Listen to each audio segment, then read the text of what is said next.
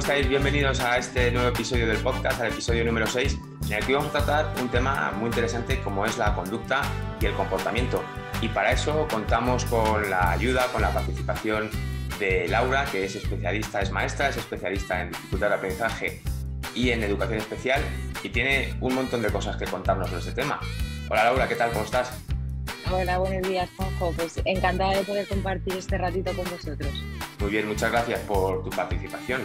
La verdad es que es un placer porque creo que, bueno, antes de empezar, vamos a dejar enlazado también en el episodio los artículos que has escrito últimamente sobre conducta, sobre comportamiento, sobre qué hacer con niños con mal comportamiento, que creo que son muy interesantes, ¿no?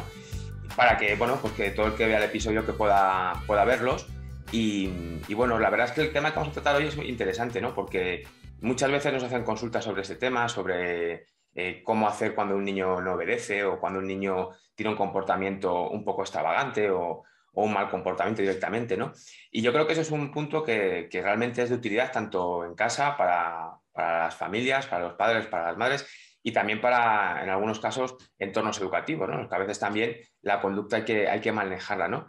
Laura, si pudiéramos definir, que no sé si se te ocurriría alguna forma de hacerlo, el mal comportamiento de alguna manera, ¿tú cómo lo definirías? Sí, bueno, la verdad que es un tema bastante interesante porque, como bien has dicho, no solo lo vemos en casa, que también, sino al final lo vemos cualquier adulto que estamos en contacto con un niño. Te puede surgir un conflicto en casa, en la escuela, en el supermercado, en un restaurante.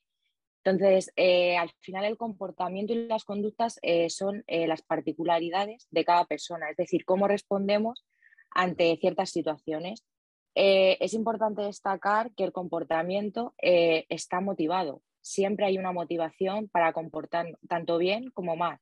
Además, es interpretable, es decir, se puede interpretar, o sea, por qué se está portando mal. Y, por supuesto, tiene una finalidad. O sea, yo me porto mal o me porto bien por algo. Claro, el mismo comportamiento a lo mejor en situaciones distintas, en contextos diferentes o incluso en lugares o con personas que no son las mismas, puede ser interpretado de formas diferentes, ¿no? Me parece súper interesante además lo que has dicho, Laura, que tiene una finalidad el comportamiento, ¿no? Es decir, claro, siempre nos comportamos de una forma determinada para conseguir algo que sabemos que con ese comportamiento podemos conseguir en otras ocasiones, ¿no? Claro, o sea, al final nos regimos siempre por experiencias pasadas. O sea, y sí que es cierto que el comportamiento, o sea, la misma situación puede depender. Por ejemplo, si yo me enfado, a lo mejor no reacciono igual si estoy en casa con mi entorno más cercano a si me pasa en el colegio. Uh-huh. Esto suele pasar mucho cuando dice, ay, que, pues no sé, cuando dejas al niño en casa de alguien y dice, ay, pues se ha portado genial, y luego en tu casa, con vosotros, pues se porta mal. Eso es por el apego, ¿no? Porque el niño se siente más libre en su entorno, tiene mucho más confianza con los adultos que le rodean, entonces se siente como libre de expresar sus sentimientos a flor de piel y pues eso al final se reproduce en rabietas, en llantos, en gritos.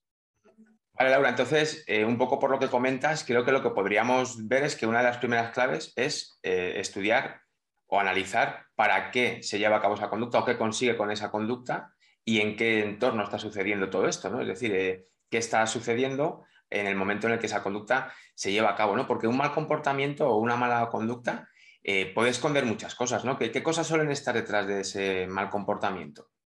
Pues infinitas. Puede ser, no sé, imagínate un escolar que tenga ansiedad social. Si está con su grupo de iguales y él se siente criticado o no criticado, simplemente se siente inferior. No sé, se da en muchos sitios cuando los niños llevan juguetes o lo que sea y siempre hay uno que tiene un coche mejor que el otro. Pues si ese niño siente ansiedad y se siente inferior, eso puede hacer que actúe de manera impulsiva o incluso agresiva con ese compañero o ya con todo. Y no solo está la ansiedad, también diferentes dificultades de aprendizaje. Esos niños se pueden sentir tontos, tontos en el sentido de que les cuesta más hacer cualquier tarea. Normalmente tienen dificultad para expresar libremente de tengo un problema, me cuesta hacer este ejercicio. Entonces, creo que a todos nos ha pasado en algún momento de nuestra vida que hemos cogido manía a una asignatura de muy inglés y matemáticas. Yo creo que son las asignaturas que más Entonces, tú imagínate que a un niño se le dan mal los problemas de matemáticas. Entonces, cuando ese escolar tenga que hacer los problemas de matemáticas, ya va a ir con una actitud negativa, porque sus experiencias le dicen que le va a salir mal, que le va a costar un montón y que a lo mejor lo haga y seguramente lo tenga mal. Entonces, cuando él se ponga a hacer esos problemas de matemáticas, la actitud negativa puede hacer, cuando él vea que realmente no le sale, no le entienden o le está costando muchísimo trabajo, puede hacer que también actúe de manera impulsiva, ¿vale? Y no solo eso, también, por ejemplo, tenemos el TEA. TEA son trastornos del espectro autista. Entonces, estos niños son muy rígidos a rutinas. Entonces, en el momento que por lo que sea se le cambia la rutina, pueden comportarse de manera agresiva e impulsiva. Y te pongo un ejemplo además. Estos niños no tienen las habilidades lingüísticas, entonces les cuesta mucho expresarse. Entonces tú imagínate que a ese niño le duele la tripa, pero tú no lo sabes porque él no te lo ha podido decir y es la hora de la comida o de la merienda. Entonces tú haces que se coma todo el plato porque entiendes que tiene que comer, porque tiene que coger energía para luego estar toda la tarde. Pero ese niño no quiere comer, no le apetece comer porque le duele la tripa. Tú le obligas, entonces ahí es un ambiente de tensión tanto por parte del niño como por parte del adulto que esté con él. Adulto se puede poner nervioso de decir, jolín, que comas, pero al niño realmente le duele la tripa. Entonces, eso puede hacer que se comporte de una manera impulsiva. O sea, ¿realmente el niño es malo? Pues oye, eso de el niño me ha salido malo no existe. Eso Siempre hay algo que es lo verdad que motiva. a veces, o el pensamiento que aparece ahí, ¿no? Es que este niño es malo, entonces lo único que podemos esperar de él es que se porte mal, ¿no? Que de eso ahora te voy a comentar también otra cosa, ¿no? Pero sí que me parece muy interesante recalcar lo que comentabas antes, ¿no? Porque creo que aquí hay dos puntos que has tratado súper importantes, ¿no? Que son, el primero es que toda la frustración que puede aparecer a raíz de las dificultades de aprendizaje que podamos tener, pues puede luego traducirse bueno, redundar luego en un mal comportamiento, ¿no? Es decir, cuando hablabas del examen de matemáticas, por ejemplo, de los ejercicios, yo me imagino a un chaval en clase haciendo un examen de matemáticas que le está saliendo mal, o ejercicios de matemáticas, o que el profesor le pide que salga a clase, bueno, matemáticas o en cualquier otra materia, pero sí que es cierto lo que tú decías, ¿no? Que a veces las matemáticas se abren más a estas cosas, ¿no? Entonces, lo pasa mal, tiene una sensación muy negativa, genera mucha frustración, mucho malestar, sale al patio y entonces tiene un comportamiento totalmente destructivo a lo mejor, ¿no? O genera algún tipo de conflicto, alguna pelea, o se va a jugar al fútbol y es muy agresivo en su juego, bueno, que puedan haber esos problemas, ¿no? Y luego, por otra parte, hablabas también del TEA, ¿no? De los niños TEA con la situación comunicativa, pero que yo creo que también eso se podría a lo mejor extrapolar también a niños que tengan dificultad en la expresión, que también puede ser, ¿no? Algún tipo de dificultad en el lenguaje expresivo o incluso niños muy pequeñitos o que tienen un retraso en el lenguaje que no son capaces de comunicarse. Claro, a lo mejor les estamos haciendo comer, ¿no? No quieren comer porque les duele la tripa, no son capaces de verbalizarlo de esa forma y claro, eso al fin y al cabo acaba generando otra vez esa ansiedad, ese estrés y esa respuesta explosiva. Y lo que comentabas antes, que te decía, ahora hablamos de eso, ¿no? De la expectativa, de qué podemos esperar de esos niños, ¿no? Porque yo creo que aparte de la expectativa que podemos tener depositada, que eso yo creo que luego se cumple mucho, ¿no? Lo de la profecía autocumplida y tal, pero la tolerancia que tenemos, tanto padres como agentes educativos, en general todas las personas que podamos trabajar con niños, ¿no? Eso influye, ¿no? Es decir, yo lo he visto alguna vez, ¿no? En un mismo grupo o clase, por ejemplo, un profesor dice, este grupo es magnífico o este niño se porta fenomenal, y otro profesor que pasa también muchas horas con ellos, decir, este grupo es un desastre y este niño se porta fatal, ¿no? Eso influye también, imagino, ¿no? Claro, efectivamente. O sea, tenemos que tener claro que el adulto juega un papel esencial, tanto en familias como hasta el entrenador de fútbol. O sea, cualquier persona que esté trabajando con escolares juega el papel fundamental. Porque sí que es cierto lo que comentabas, ¿no? O sea, en clase siempre hay un profesor de sois la mejor clase y otro profesor de sois la peor clase. Entonces, tú al final te lo crees. Entonces, te hacen tener unas expectativas hacia ti mismo que dices, no, pues porque no te da ninguna motivación de portarte bien. Si me estás diciendo que soy la peor clase, Sí. pues tengo que seguir en esa línea. Además que al final somos fieles reflejos con los niños con los que estamos. Es decir, si yo un día pido algo de mala manera porque tengo un mal día, incito a esos niños a que si, y les estoy enseñando que si piden algo de mala manera, ya sea gritando, ya sea insultando, ya sea lo que sea, esos niños luego lo pueden reproducir. Claro, ¿no? Y aparte tratas un tema muy importante, creo, ¿no? Muy interesante, que es el de soy la peor clase o soy la mejor clase también, que yo creo que es igual también en ese aspecto, ¿no? Pero muchas veces en los coles, ¿no? Pues hablas con niños o ves en el colegio una clase que ellos asumen incluso, no sé, como con orgullo, es decir, es que somos la peor clase. Claro, Siempre somos el peor luego curso. hay roles, Claro. porque luego dentro de la clase siempre está el gracioso del grupo, este es el tímido, esta es la niña, este es... O sea, luego hay roles y cada uno asume el rol. Y pasa también, o sea, ya no en una clase, sino Ujú, en un grupo de amigos. Es como el líder, ¿no? El que manda, este es el que siempre la lía, ujú. es la patosa, o sea, pero pasa con todo, o sea, Sí, que siempre se establece como un reparto de roles, ¿no? Que, bueno, obviamente no es consciente ni dirigido, sino que surge, ¿no? Pero claro, luego los chavales, pues muchas veces cumplen con su rol, que muchas veces sucede así, ¿no? Y eso también en casa pasa, yo creo, ¿no? Porque en casa, por ejemplo, muchas veces el mal comportamiento, si ya, o la conducta que no es la apropiada, ¿no? Si ya muchas veces a los que nos dedicamos a temas educativos nos supone complicación, ¿no? Trabajarla, pues claro, en casa las familias, bueno, pues generalmente no todas las familias se dedican a la educación, ni son especialistas en conducta, ni saben a veces cómo manejarla, ¿no? Eso les puede suponer un problema, ¿no? Y muchas veces nos consultan. A mí me llama la atención, por ejemplo, que muchas consultas se hacen pues cuando los chavales tienen 15 años, 13 años, es decir, en un inicio de adolescencia, ya una adolescencia avanzada, ¿no? Pero claro, ahí yo a veces me planteo, tendríamos que haber pedido ayuda o haber consultado o habernos preocupado por la conducta antes, ¿no? Es importante empezar a trabajarlo antes de que los problemas aparezcan. O si no hay problemas, no hay que preocuparse por el tema conductual. mira, te pongo un ejemplo que yo creo que es muy fácil de entender. Los adultos, por ejemplo, a la hora de conducir, ¿a ti Ujú. te han dado un coche y te han dicho, ala, condúcelo? No, No, ¿no? O sea, previamente hemos tenido que dar menos unas mal. clases teóricas, hemos tenido que dar unas clases prácticas y aún así se nos ha calado el coche, nos cuesta aparcar. Entonces, todo eso, ¿cuándo aprendes tú a conducir?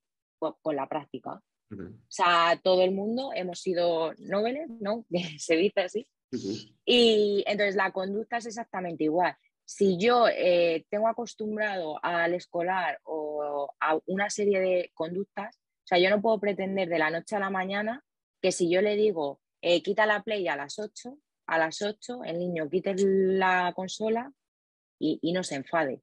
Si ujú, normalmente juega hasta las 9. ujú. Claro, sí, porque también esto es un poco relacionado con lo que comentabas al principio, ¿no? Es decir, si la costumbre es una, de repente pongo una norma no motivada o no explicada o no consensuada, que también muchas veces sucede, ¿no? Y a partir de hoy, sin previo aviso, tienes que cumplirlo, pues me va a costar. Y si además ese chaval tiene experiencias de que no ha cumplido con esas órdenes que se le han dado, con esas instrucciones, y no ha pasado nada, pues claro, a lo mejor le apetece jugar más y dice, bueno, pues, y si no lo hago, ¿qué pasa? No va a pasar nada, pues bueno, entonces continúo, ¿no? Y ahí viene esas clases prácticas de conducir, ¿no? Que es cuando tenemos que empezar a tener eso. Por tanto, claro, yo creo que ahí enfrentarse a una situación adolescente es muchísimo más compleja que enfrentarnos a una situación de problema de conducta, bueno, pues con 4, 5, 6 años, ¿no? Claro, efectivamente. Sí que es verdad que también hay que tener en cuenta la edad. O sea, la edad, por ejemplo, es muy importante. Porque, por ejemplo, si yo a mi hijo de 5 años le pido que me haga la cama perfectamente y no la hace, se porta mal, pues oye, es que a lo mejor no alcanza la suficiente madurez para él coger y hacer la cama, estirar bien las sábanas. Ahora, si me pasa con un niño de 15 años, pues es que cambia mucho la cosa, ¿vale? Igual que, por ejemplo, el tema de compartir, que ahí suelen surgir muchos conflictos. Si un niño de 2 años no comparte, pues oye, es que todavía no tiene automatizado su grupo de iguales, está todavía consigo mismo, o sea, no tiene percepción del mundo. Entonces, es totalmente normal. Pero si pasa con un niño de 9 años, pues oye, ya tendría que haber empezado a compartir. Y que hay que contextualizar un poco en el marco, digamos así, de desarrollo, ¿no? De cada edad, qué es lo que sucede.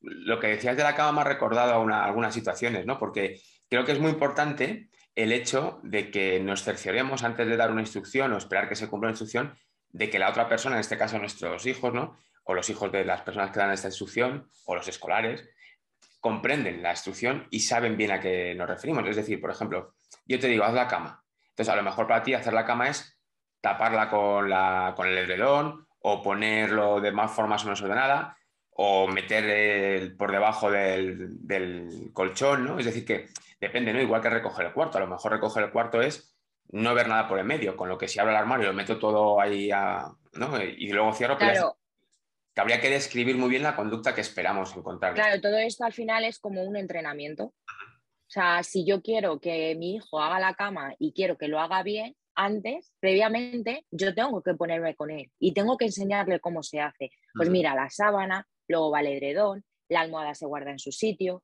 los peluches si tengo se recogen. Igual que el tema de recoger el cuarto, es exactamente lo mismo. Antes de que él lo haga solo, lo hago yo con él. Y además que cuando son pequeños, o sea, están muy motivados cuando se les dice, ay, qué mayor eres. O sea, hay muchísimos refuerzos positivos para que el niño también se sienta adulto y el ir dándole, y además estamos favoreciendo que sea autónomo. Claro. No, y aparte hay una cosa muy importante, yo creo, en esto que comentas de los refuerzos también, ¿no? Es decir, aparte de ese primer periodo inicial como de prácticas, ¿no? Que estás comentando, que es muy importante y que es necesario que enseñemos a los niños a llevar a cabo estas conductas, que les ayudemos a hacerlas, que nos vean hacerlo. También está ese aprendizaje por observación, ¿no? Que es muy importante. Luego es el tema del refuerzo, que muchas veces cuando hablamos de refuerzo nos viene a la mente el caramelito, ¿no? Es decir, el premio. Toma un premio, si haces esto bien tienes un premio. Claro que sí, que a veces el refuerzo material puede estar bien, ¿no? Pero que lo que luego hace que perpetúen las conductas no es el refuerzo material. Pero claro, si yo hago la cama o recojo el cuarto porque me vas a dar un premio, me vas a dejar jugar más a la Play o me vas a dejar hacer lo que sea, en cuanto desaparezca el premio, desaparecerá la conducta, porque se genera ahí esa relación, ¿no? Que lo que perpetúa luego es el refuerzo social, el decir que bien haces estas cosas delante de personas importantes, de abuelos, de tíos, de vecinos, de amigos, etcétera, y el personal, ¿no? El hacerle reflexionar sobre lo bien que te sientes por hacer estas cosas cuando las estamos haciendo bien. Porque es que esto de la conducta es muy complicado, ¿no? Lo del comportamiento. Y esto es normal que genere muchos problemas en familias y tal, ¿no? Porque, bueno, pues los que nos dedicamos a esto, que estudiamos mucho sobre conducta, que tal, a veces también encontramos situaciones complejas, ¿no? Si para ti, Laura, existiera una regla de oro sobre el comportamiento, ¿cuál sería? Sé que es difícil, ¿eh? Porque yo, si me hacen esta Sí, pregunta, a mí me costaría a lo mejor pensarlo, ¿no? Pero. mira, solo una, no me podría quedar solo con una. Para mí es súper importante tiempo y comunicación. Y te Mm, explico por qué. Cuando surge el conflicto, al final es inevitable. O sea, a los adultos también nos pasa. Diariamente podemos tener conflictos. mm, Entonces, el problema no es que surja un conflicto. El problema está en si no sabemos resolver el conflicto. Entonces, lo que tenemos que hacer es dejar ese tiempo y comunicación. Ese tiempo el niño no es malo. De hecho, cuando los niños son más pequeños, hay un tiempo de reflexión en que cuando surge ese conflicto, ellos piensan, vale, me he enfadado y tiene derecho a expresarse libremente, a gritar, a llorar, a decir cómo se siente. O sea, no hay ningún problema en eso. Pero una vez que este tiempo haya pasado, es el niño el que tiene que pensar, ¿cómo puedo solucionarlo?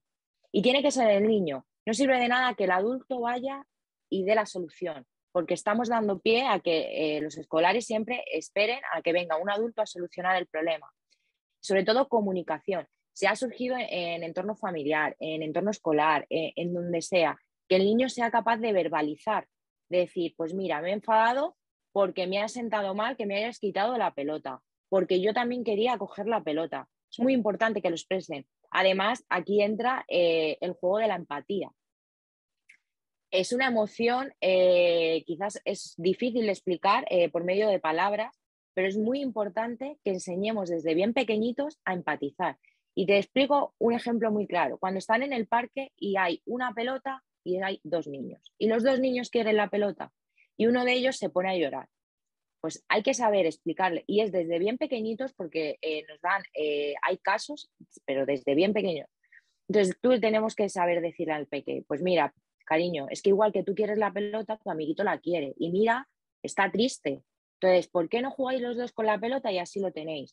O sea, para mí es súper importante ese tiempo de reflexión la comunicación, o sea, el saber expresar, el verbalizar qué le pasa, por qué está así y cómo cree que puede solucionarlo, y la empatía. Laura, que están saliendo un montón de claves aquí súper interesantes. Luego las resumimos, ¿no? Pero yo creo que también va un poco por ahí el tema, ¿no? Es decir, yo creo que, porque ahora mientras contestabas pensaba yo un poco en cuál podría ser mi regla de oro, ¿no? Claro, tampoco me podía quedar con ninguna, estoy seguro, ¿no? Pero yo creo que fomentar el lenguaje emocional y permitir la expresión emocional es crítico, ¿no? Porque yo eso lo veo muchas veces, ¿no? Con padres de niños pequeños, de 2 años, de 3 años, que, claro, tienen un lenguaje muy limitado, ¿no?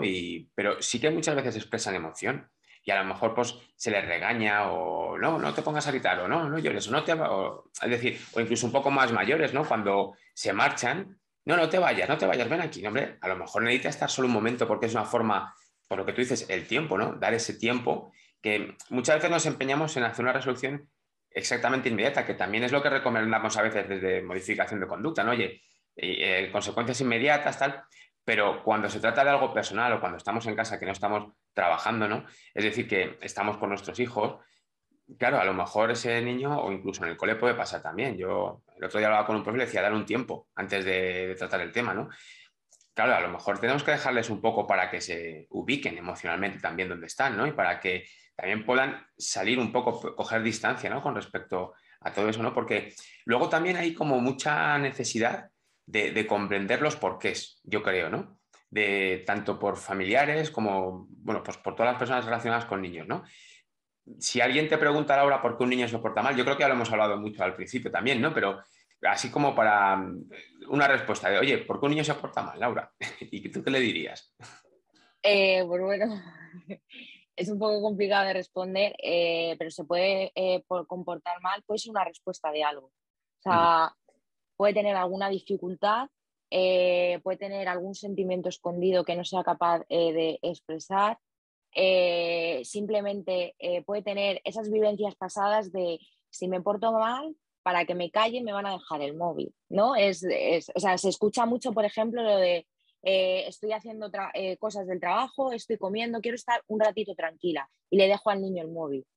Entonces, claro, cuando se lo quiero quitar porque es hora de irnos o porque es hora de hacer alguna tarea, el niño reacciona llorando y gritando. Entonces, si tú le dejas el móvil, el niño ya automáticamente, cada vez que tú le quieras quitar el móvil y él quiera estar un poquito más con el móvil o con dibujos o lo que sea, el niño lo va a asociar y dice, vale, pues venga, me pongo a gritar, me pongo a llorar, porque así es la manera que me van a dejar un poquito más. Claro, es que ahí yo solo lo he tratado algunas veces en algún artículo que he escrito, ¿no? Sobre que nosotros mismos muchas veces somos los primeros que nos desautorizamos a nosotros mismos en familia, ¿no? Porque yo se lo veo, por ejemplo, en casa pones una norma. Oye, no se usa la tablet para comer nunca, o no se ve la tele comiendo, o no usas nunca el móvil si estás en casa en tal momento. Pero luego nos vamos a comer con nuestros amigos o nos vamos a comer con los familiares y claro, para que estés tranquilo te dejo el teléfono, te dejo la tablet. Claro, y que yo eso lo veo muchas veces, ¿no? Que muchas familias me lo cuentan, ¿no? Y tú dices, claro, es que te estás desautorizando a ti mismo porque está diciendo no hagas esto, pero al fin y al cabo eres tú luego quien está incumpliendo la propia norma. Entonces lo estás haciendo tú otra vez, ¿no? Y claro, eso, pues sí, eso es un problemón, ¿no? Porque nos quitamos ahí. Y si la pregunta es ¿por qué se porta bien? Que también, que creo que Pues es menos habitual esta pregunta, pero creo que conocer alguna respuesta también nos puede servir, ¿no?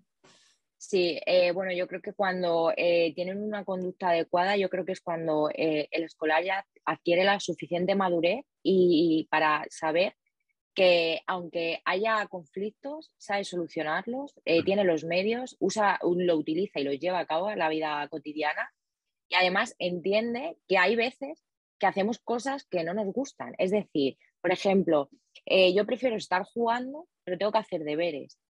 Pues hombre, a todos nos gusta más jugar que hacer deberes, pero entiendo porque he alcanzado la suficiente madurez que tengo que estudiar primero para luego jugar. Y además ya es cuando se dan cuenta que eso ya es un poco más mayores, que hay tiempo para todo, que Claro. puedes estudiar, que puedes salir, que luego te vas con la familia, que te vas con los amigos, pero es cuando ya cuesta un poquito más y es cuestión y es de experiencias. Claro, que eso es lo que comentábamos antes, ¿no? Que en muchas ocasiones es tiempo de pasar con nuestros hijos, por ejemplo, o con los estudiantes o con quien sea, enseñándoles cómo funcionan las cosas, enseñándoles experiencias de comportamientos, comunicación, enseñarles a hacerlo. Lo que decías antes, tiempo, comunicación, acompañar y enseñar, ¿no? Que yo creo que son aspectos realmente muy importantes, ¿no? En ese punto, ¿no?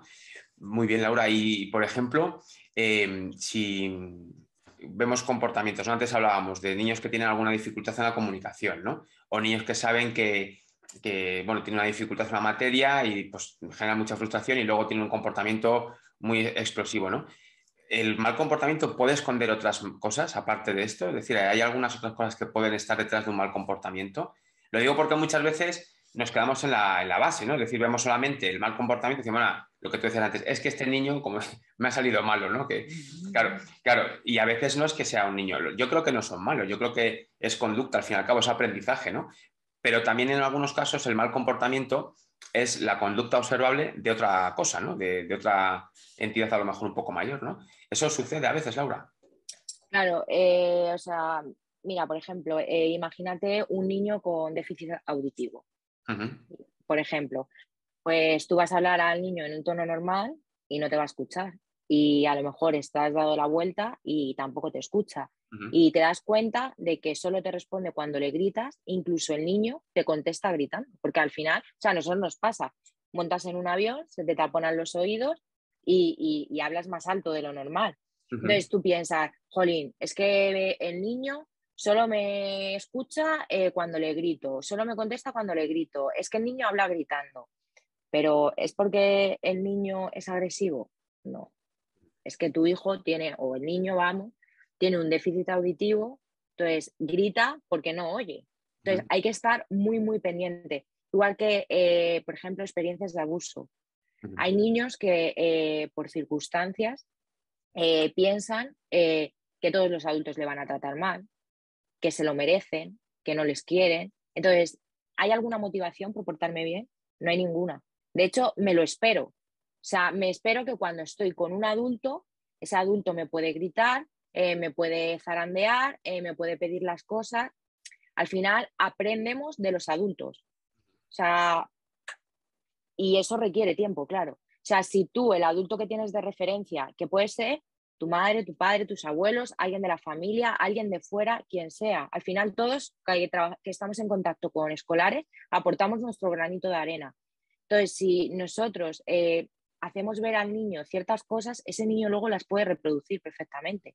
Claro. Entonces, si él ve que ante un conflicto yo no estoy calmada y yo respondo gritando y doy portazos y de mala leche, el niño cuando surja ese conflicto lo va a ver como algo normal. Entonces va a actuar así. Claro, que al final se acaba normalizando como ciertos niveles de violencia o de agresividad, ¿no? Y no hablamos de golpes, entiendo que también es agresividad verbal, es agresividad gestual, también en muchos casos, ¿no? Aspavientos que a lo mejor se pueden hacer o conducta corporal, ¿no? Que también, entonces, claro, se termina por normalizar y al final lo que hablábamos antes también, ¿no? El aprendizaje por observación está ahí, lo normalizamos porque es nuestra forma de comunicarnos, nuestro diálogo en casa o en el entorno en el que estemos, y entonces ahí es donde, claro, generalmente se produce esa complicación, ¿no? Que al final es un lío. Claro, Dime, Laura, y perdona. además, por ejemplo, se ve mucho, por ejemplo, en el fútbol, Sí. en los estadios, pero tanto de escolares como ya a nivel profesional. Tú en el fútbol te sientes con la libertad cuando estás en la grada de a lo mejor insultar al árbitro, abuchear a jugadores y es lo normal. Pues ahora mismo sí está normalizado, pero oye, es que tú no vas por la calle o, por ejemplo, en las redes sociales, la gente que va insultando. ¿Tú te imaginas que fuéramos por la calle y fuéramos diciendo, uy, qué gorda eres, uy, pero qué haces? O sea, Sí. son cosas y está normalizado. Entonces, al final los escolares lo ven y lo viven. Entonces, ellos se sienten con el poder de, como lo hace el adulto, de voy a un campo de fútbol, estoy en el estado, insulto al árbitro, abucheo a jugadores, tiro una botella de agua sin que me vean. O sea, esos tipos de comportamiento, o sea, y se normalizan y se hacen como algo normal. Claro, es que eso es algo que es sorprendente, ¿no? Pero es un fenómeno que ocurre y que realmente a mí también me resulta muy llamativo, ¿no? Normalizas que si vas al campo de fútbol, va un padre con su hijo, el hijo puede decir las mayores barbaridades del mundo también y el padre las dice también, pero en cuanto se cruzan las puertas del estadio hacia afuera, como digas la mínima palabra tienes un castigo enorme, ¿no? Pero claro, perdemos congruencia. O incluso también pasa en el coche, ¿no? Niños que ven a sus padres en el coche diciendo absolutas barbaridades, aunque luego no las dicen nunca más, ¿no? Pero claro, aprendes también ese vocabulario, la actitud, ¿no? La conducta que pasa ahí, ¿no? Y lo de las redes, claro, es que yo creo que también muchas personas hacen uso, no sé si de la distancia física que puede darse en una red social o del anonimato en algunos casos, gente que utiliza perfiles falsos y tal, ¿no? Pero para hacer eso que hablábamos antes del niño que sale de matemáticas con frustración y juega al fútbol en plan agresivo, ¿no? Pues creo que muchas veces hay muchas personas que utilizan las redes para liberar esa frustración, ¿no? Yo creo que eso daría como para hacer otro episodio entero, ¿no? Sí, Sobre la conducta agresiva en redes sociales, ¿no? Pero sí, yo pienso que es un punto realmente llamativo, ¿no? Hay que estudiarlo y hay que pensarlo en familia muchas veces, ¿no? Cuando, oye, ¿qué está pasando, no? O incluso sin necesidad de ir al campo de fútbol, te pones las noticias o te pones algo y entonces, pues si hablan mal si habla el partido político que no te gusta, les insultas. Si habla el otro, les elogias. Si ves un partido de fútbol, dices barbaridades. O sea, es decir, que yo creo que ahí también hay mucho trabajo que hacer desde casa, ¿no? Es decir, que yo creo que eso, nosotros muchas veces cuando trabajamos con familias que van a tener su primer hijo, les contamos también estas cosas, ¿no? El decirles, oye, plantearos muchas cosas, entre otras, qué lenguaje se utilizar en casa, qué tipo de cosas vais a hacer cuando pasen estas cosas, que yo creo que hay una clave es anticiparse, ¿no? Lo comento porque te voy a preguntar, Laura, que cuando empezamos a ver dificultades en el comportamiento de nuestros hijos, ¿qué tenemos que hacer? ¿O qué tendría que hacer una familia que empieza a observar que la cosa se le empiece de las manos? ¿Hay que esperar a ese momento, es decir, he perdido el control o hay que actuar antes? ¿Y qué tendríamos que hacer? ¿Qué sería lo más apropiado?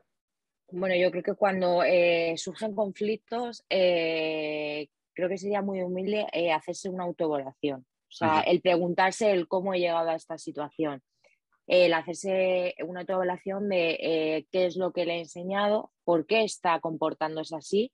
Muy importante ahí la comunicación con el niño y que el niño se siente totalmente libre de expresar sus sentimientos y el por qué está así.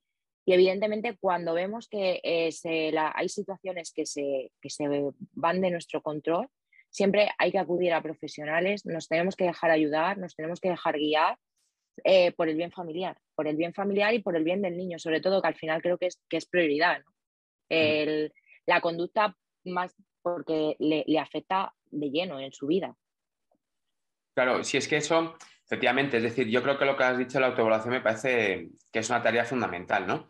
Lo que pasa es que es difícil a veces, ¿no? Porque a veces esa evaluación requiere de mucha autocrítica y no siempre tenemos la facilidad, ¿no? Para hacerla, ¿no? Porque, claro, ¿qué le hemos enseñado? Es una cosa, pero a veces te dicen algunas familias, no, nosotros no somos así, ¿vale? Entonces, ¿por qué lo ha aprendido?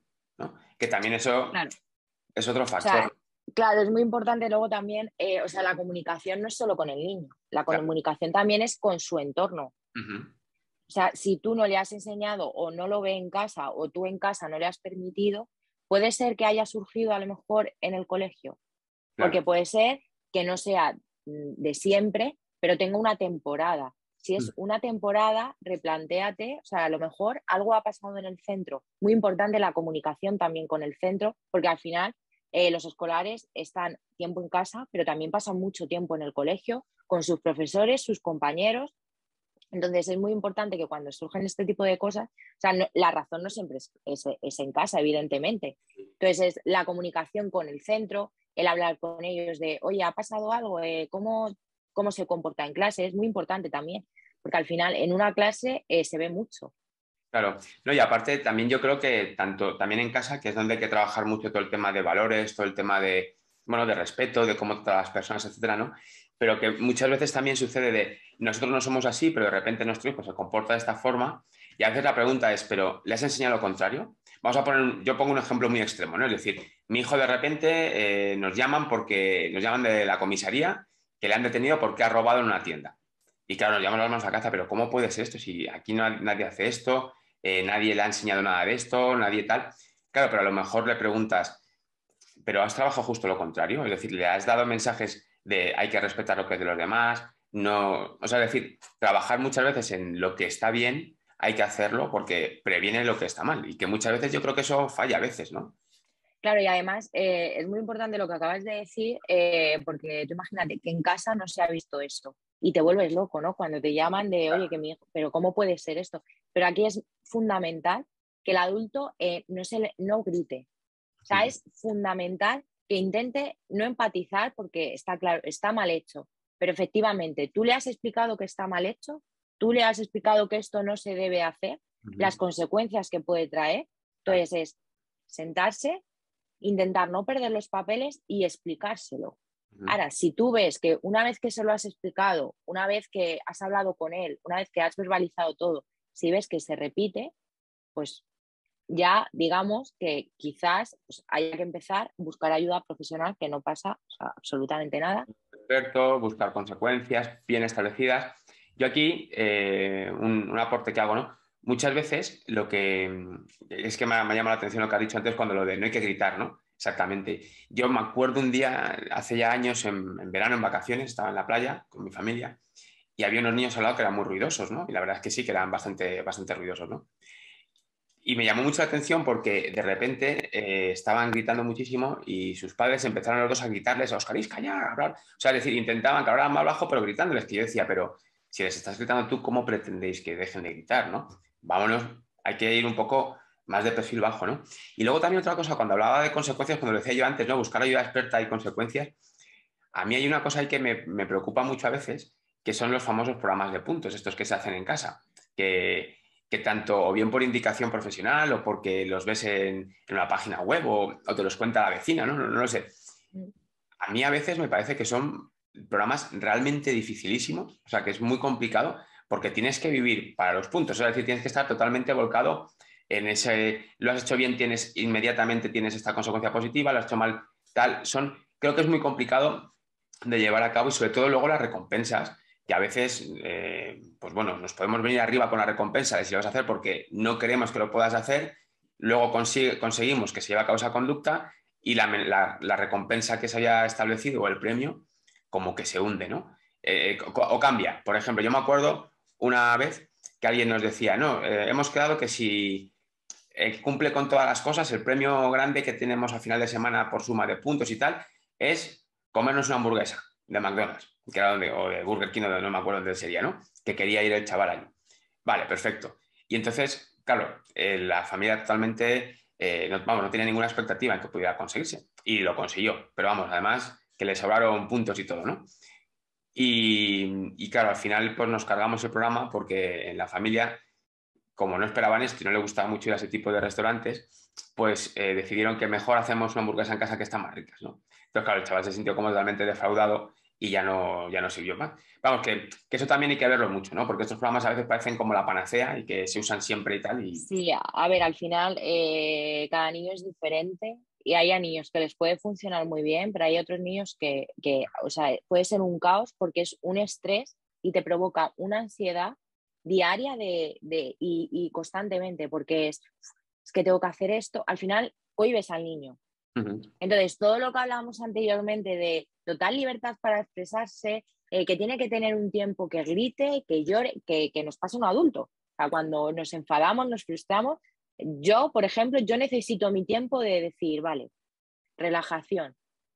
Entonces, con ese sistema de puntos, si tú le dices al niño, si, por ejemplo, es para conseguir un punto no puedes gritar, le estás cohibiendo. Entonces, eso al final genera mucho estrés. Y no es de un día, es de todos los días. Claro, que no hay un recurso, digamos, que contrapese situación. Es decir, no puedes gritar si yo utilizo el grito para calmarme o para liberar malestar, lo que sea, y me dices, no grito para conseguir un punto para que luego consiga esto otro, entonces dame un recurso paralelo para evitar el estrés en vez de que no sea gritar. Que ahí perdemos mucho, ¿no? Ese repertorio a veces conductual o repertorio de gestión emocional, que muchas veces perdemos ahí. Hay muchas cosas, ¿no? Pero yo creo que sobre eso de los puntos pues te invitaré otro día, Laura, a que hablemos, porque realmente eso yo creo que habría que hablar mucho de estos programas que existen de Sí. modificación de conducta, ¿no? Que a veces funcionan muy bien, que yo creo que funcionan muy bien, pero que hay que llevarlos a cabo de una forma muy, muy, muy, muy, muy específica y sobre todo cumpliendo al 100% siempre con todo y claro, se nos escapa muchas veces de las manos, ¿no? Claro, y Así además no solo cumplir el niño, que que, tiene que claro, cumplir el adulto. eso Si es, yo te pido que para conseguir un punto no grites, yo no te puedo gritar a ti. eso Porque es. entonces eso, o hacemos un sistema de puntos para toda la familia. Claro, no, que es Lo el cual mensaje creo que totalmente contrario, claro. generaría muchísimo estrés, claro, efectivamente. Yo no te puedo decir, no me grites, y luego yo te pido gritando que me tienes de los nervios que te pongas ya a estudiar. Sí, que es como si yo estoy con un bollo de chocolate comiéndomelo y de repente mi hijo me dice, dame un poco, y no, que es malísimo, y yo sigo comiéndomelo, ¿no? Pues ¿qué mensaje le estamos dando? No grites, y te lo digo Efectivamente. gritando, ¿no? Efectivamente. Pues muy bien, Laura, oye, yo creo que hemos tratado temas súper interesantes, que han salido cosas muy, muy curiosas, ¿no? Porque yo voy apuntando cosas mientras vamos hablando, ¿no? Y la verdad es que me he quedado aquí, creo que no me caben ya más cosas en el papel, ¿no? He apuntado dedicar tiempo, utilizar la comunicación, acompañar, enseñar, a dejarles expresar en el enfado, incluso enseñárselo, trabajar mucho desde edades muy tempranas fomentando empatía, la comunicación constante, contextualizar las situaciones, tener sensibilidad para observar qué es lo que está ocurriendo, la autoevaluación esta que hablábamos, crítica de por qué pasa esto, por qué ha aprendido estas cosas, qué está pasando, ¿no? ¿Qué consigue con esas conductas que está llevando a cabo? Ahora hemos tratado, yo creo, aquí en un ratito unas claves súper importantes, ¿no? Entonces, no sé si quieres añadir algo más. Bueno, por mi parte, poco más que añadir y espero bueno, que se hayan solucionado dudas y que sobre todo que sirva para poder ayudar a posibles familias o incluso para docentes y cualquier persona que esté en contacto con los escolares. Bueno, Laura, oye, pues muchísimas gracias por tu participación.